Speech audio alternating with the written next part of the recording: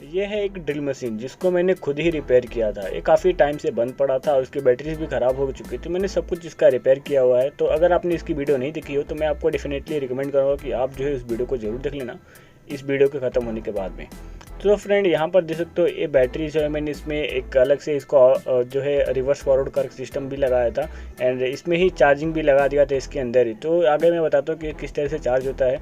तो आपको जो है डायरेक्टली जो है 12 वोल्ट का डीसी पावर सप्लाई यहाँ पर देना है और जो है चार्जिंग स्टार्ट हो जाता है। सो बेसिकली इस वीडियो को बनाने का मतलब क्या था कि इसके बैटरी के साथ में थोड़ी सी प्रॉब्लम हो रही है फ्रेंड्स, कि अभी यार बैटरी से तो नॉर्मल चल रहा है लेकिन इसका जो है टॉर्क जो है काफ़ी ज़्यादा कम जनरेट हो रहा है। तो मैं इसको 1 नंबर पे सेट करता हूँ एंड यहाँ पर देखो मैं जैसे इसको पकड़ता हूँ तो 1 नंबर पे तो प्रॉपर इसका टॉर्क अच्छे से काम करता है, लेकिन जैसे 2 नंबर पे करता हूँ और इसको मैं पकड़ के होल्ड करता हूँ तो ये जो है मतलब पूरा रुक जाता है, उतना टॉर्क यहाँ पर जनरेट नहीं कर पाता है। अगर मैं कोई स्क्रू भी कसने जाता हूँ तो प्रॉपरली स्क्रू को टाइट नहीं कर पाता है।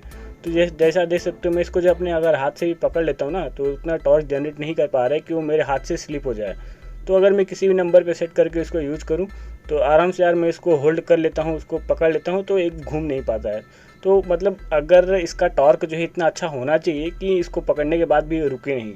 तो उसके लिए यार मैंने इसके अंदर जो है 3 बैटरीज लगाई थी इस तरह की, जैसा देख सकते हो।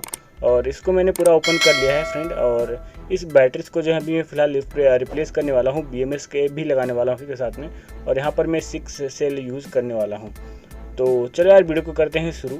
सो फ्रेंड अभी मैंने यहाँ पर कुछ बैटरीज ले ली हैं, देख सकते हो मैंने यहाँ पर 6 बैटरी ली हैं।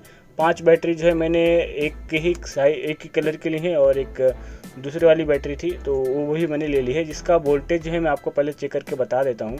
सो फ्रेंड उसके लिए मैंने यहाँ पर मल्टीमीटर ले लिया है और मल्टीमीटर में यहाँ पर 20 वोल्ट DC सेट कर देता हूँ। फिर उसके बाद हर एक बैटरी आपको चेक करके बताता हूँ। तो हर एक बैटरी जो है लगभग 4 वोल्ट के आसपास है। ये वाली बैटरी जो है 4 वोल्ट है एंड ये वाली देख सकते हो 3.96, मतलब अप्रॉक्सीमेट सभी बैटरीज जो हैं 4 वोल्ट के आसपास ही यहाँ पर मिल जाते हैं हमको देखने के लिए। तो यार बैटरीज जो हैं सभी फुल्ली चार्ज हैं। सो फ्रेंड ये जो है मैंने एक बैटरी स्पेसर बनाया था अपनी लास्ट वीडियो में, तो इसके अंदर जो है मैं सभी बैटरीज को यहाँ पर इंसर्ट कर देता हूँ कुछ इस तरह से सीरीज में, क्योंकि मुझे 12 वोल्ट का बनाना है। तो उसके हिसाब से मैं इसको जो है यहाँ पर अच्छी तरह से सभी को जो है बैटरी होल्डर में अच्छी तरह से इंसर्ट कर देता हूँ। अब देख सकते हो हमारा बैटरी पैक बन के रेडी हो चुका है।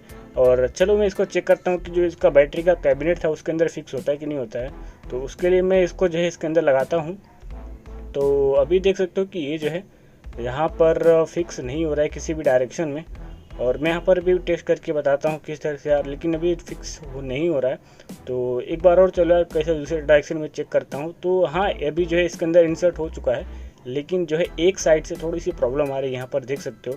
तो ये जो पूरा अच्छी तरह से इसके अंदर पूरा बैठ नहीं रहा है, क्योंकि इसके अंदर एक क्लिप लगी हुई है जो यहाँ से साइड को जो है बैटरी को ड्रिल मशीन पे लॉक करती है। तो अगर मैं उसको निकाल दूँगा तो किसी काम की रह नहीं जाएगी, तो उसको मैं निकाल नहीं सकता हूँ।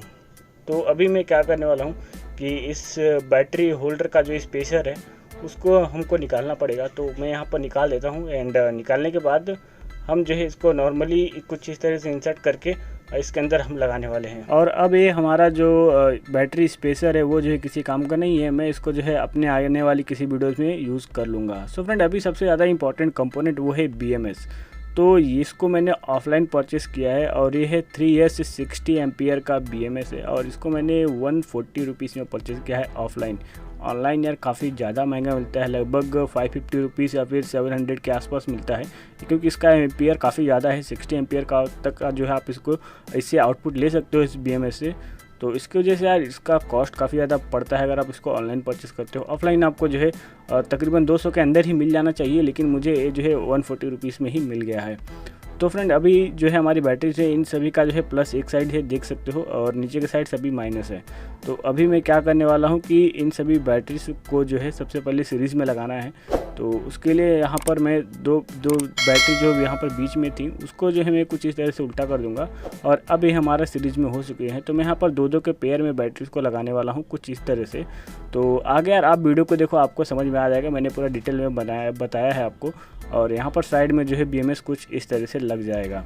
इन सभी बैटरीज पे जो है सबसे पहले हमको जहाँ पर सोल्डरिंग करनी है वहाँ पर थोड़ा सा स्क्रैच करना पड़ेगा। तो मैं यहाँ पर सैंड पेपर का उपयोग कर रहा हूँ। आप चाहो तो किसी दूसरी चीज़ का भी उपयोग कर सकते हो, लाइक कटर या फिर ब्लेड का भी उपयोग कर सकते हो, थोड़ा सा स्क्रैच करने के लिए, ताकि यहाँ पर प्रॉपर अच्छी तरह से सोल्डरिंग हो सके। सो फ्रेंड, यहाँ पर कुछ इस तरह से हमको जो है सैंडिंग कर देनी है।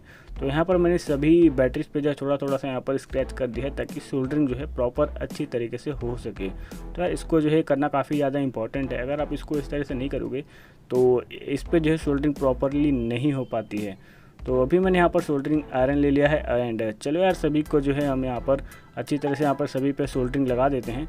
देन फ्रेंड, ये जो है सोल्डरिंग आयरन मैंने खुद ही बनाया था अपनी लास्ट वीडियो में। आप चाहो तो यार जाके उस वीडियो को भी देख सकते हो। तो अभी यार देख सकते हो मैंने एक साइड में सोल्डरिंग कर दिया है। देन उसके बाद मैं एक छोटा सा वायर लूँगा ब्लैक कलर का और 2 बैटरीज को जो है यहाँ पर कनेक्ट कर दूँगा, उसका प्लस साथ में, ठीक है। तो यहाँ पर देख सकते हो कुछ वायर पे मैंने दोनों साइड पे सोल्डरिंग कर दी है। देन उसके बाद यहाँ पर मैं इसकी भी सोल्डरिंग कर दूँगा बैटरी पे। तो इसी तरह से मैं तीनों पेयर के साथ में जो इसी तरह से कनेक्शन करने वाला हूँ। तो देख सकते हो मैंने यहाँ पर सभी का जो है प्लस माइनस यहाँ पर कनेक्शन कर दिया है कुछ इस तरह से 2-2 के पेयर में। एंड अब हम इसका जो है आगे का सीरीज़ का कनेक्शन करेंगे। तो उसके लिए सबसे पहले हम इन तीनों बैटरीज़ को जो है आपस में बांध देंगे। तो बांधने के लिए मैं यहाँ पर टेप का उपयोग कर रहा हूँ।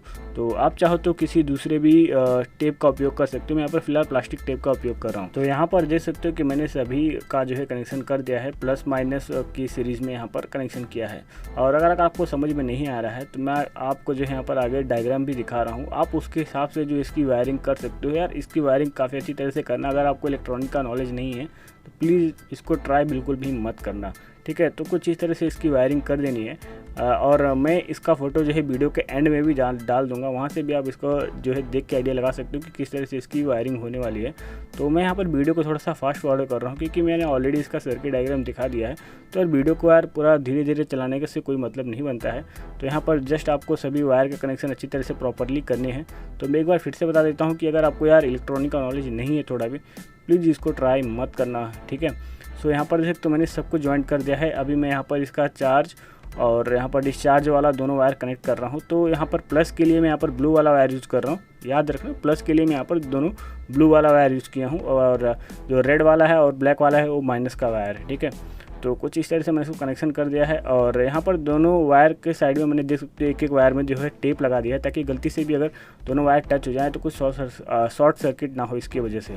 एंड यहाँ पर एक फोम का पीस लेके मैं इसको BMS का जैसी तरह से कवर कर दूंगा और साइड में भी मैं छोटे छोटे फोम के बेसेस लगा के जो इसको जो अच्छी तरह से टेप की मदद से कवर कर देता हूँ, ताकि ये जो है सभी वायर जो है एक जगह पे सेट हो जाए।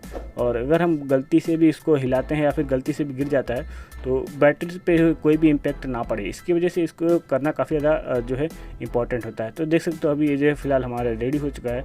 तो अब हम इसको जो है इसके कैबिनेट के अंदर फिक्स करते हैं। लेकिन उसके पहले यार जो हमारा कैबिनेट है यहाँ पर देख सकते हो मैंने यहाँ पर एक DC जैक लगाया तो उसको भी निकालना है और इस LED को भी निकालना है। तो चलो यार इसको सभी को निकाल लेते हैं। तो उसके निकालने के लिए मैं यहाँ पर स्क्रूड्राइवर का उपयोग कर रहा हूँ। सो फ्रेंड, क्या हुआ कि मैं इसको निकाल रहा था तो DC जैक जो टूट गया और LED निकल नहीं रही थी, तो मैंने इसको जो है घस के इसको ब्लैक कलर कर दिया है। तो यहाँ पर हमारा DC जैक कुछ इस तरह से यहाँ पर लगने वाला है, देख सकते हो। और मैं आपको यहाँ पर लगा के बताता हूँ। तो कुछ इस तरह से इसके अंदर लग जाएगा। तो अभी हम इसको लगाने से पहले सबसे पहले हम इस पर वायरिंग करेंगे। तो यहाँ पर मैंने जो यहाँ पर चार्ज वाला पॉइंट था उससे जो है इसको कनेक्ट कर दिया है। यहाँ पर जो नीचे वाला वाइट वाला है वो माइनस का एंड जो ब्लू वाला वायर है वो है प्लस का वायर। तो यहाँ पर मैंने कनेक्ट कर दिया है एंड उसको जो है इस पर वायर स्लीव लगा के इसको जो है लाइटर से गर्म करके अच्छी तरह से श्रिंक कर दूंगा एंड बाकी यहाँ पर रेडी हो चुका है। तो अब मैं यहाँ पर इस बैटरी को जो है इस कैबिनेट में डाल देता हूँ एंड और सभी वायर्स को जो है अच्छी तरह से यहाँ पर एडजस्ट कर देता हूँ, ताकि एक जगह पे वायर सभी फिक्स हो जाएं। एंड जब हमारा वायर जहाँ पर फिक्स हो जाएगा देन उसके बाद मैं इस DC जैक को भी यहाँ पर फेविक्विक की मदद से अच्छी तरह से चिपका देता हूँ, ताकि ये भी जो है एक जगह पे परमानेंटली फिक्स हो जाए। तो ये देख सकते हो अभी मैं यहाँ पर आपको इसको ही फिक्स करके बता रहा हूँ। तो हमारा बैटरी पैक जो है ऑलमोस्ट रेडी हो चुका है और यहाँ पर मैंने इसका आउटपुट के भी कनेक्शन कर दिए हैं और बाकी जो बचा हुआ वायर है वो जो है हमारे डायरेक्टली ड्रिल मशीन को जो है पावर सप्लाई देगा। तो बस अभी हम चलो इसको कर देते हैं पैक। तो इसके ऊपर का भी पार्ट मैं यहाँ पर लगा देता हूँ। तो और इसका ऊपर का पार्ट लगाने से पहले यहाँ पर जो हमारा ड्रिल मशीन के लिए यहाँ पर वायर कनेक्शन निकलने वाला है, तो उसको भी मैं यहाँ पर वायर को निकाल लेता हूँ बाहर। एंड उसके बाद इसको जो है मैं पैक कर देता हूँ जैसा कि ये पहले था। इसकी स्क्रू भी मैं इसके अंदर लगा देता हूँ। तो देख सकते हो अभी ये जो है पूरा अच्छी तरह से रेडी हो चुका है। मैंने इसके प्लग को भी कनेक्ट कर दिया है। तो चलो अभी मैं इसको जो है इसके ड्रिल मशीन में जो है अटैच कर देता हूँ इसके प्लग को। बैटरी को जो है देख सकते हो मैं इसके प्लग में जो है ड्रिल मशीन के उसके मैं इंसर्ट कर देता हूँ। एंड लगाने के बाद मैं आपको टेस्ट करके बताता हूँ कि जो किस तरह से चलता है। और आगे जो है आपको पूरा इसका मैं डिटेल आपको इसका आवाज़ पूरा भी सुना के दिखाता हूँ कि किस तरह से दिखाई देता है और किस तरह से वर्क करता है। तो चलो यार देख लो आगे वीडियो में, मैं मिलता हूँ वीडियो के एंड में।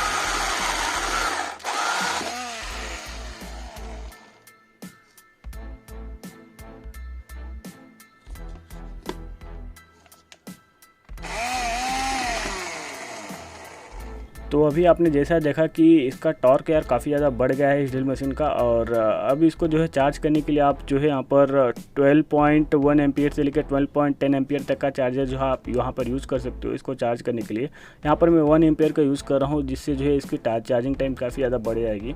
इसको बहुत ज़्यादा टाइम लगेगा चार्ज होने के लिए, लेकिन कोई बात नहीं, हमको कोई इसमें जल्दबाजी तो है नहीं, आराम से चार्ज होने देना है। एंड यार अभी ड्रिल मशीन जो काफ़ी अच्छी तरह से वर्क कर रही है, मैं हो सकेगा तो आगे भी इसके बारे में थोड़ा सा एक छोटा सा रिव्यू वाला वीडियो अपलोड कर दूंगा। तो बस फ्रेंड आज की वीडियो में इतना ही, और मिलते हैं अपनी अगली वीडियो में। तब तक के लिए बाय बाय।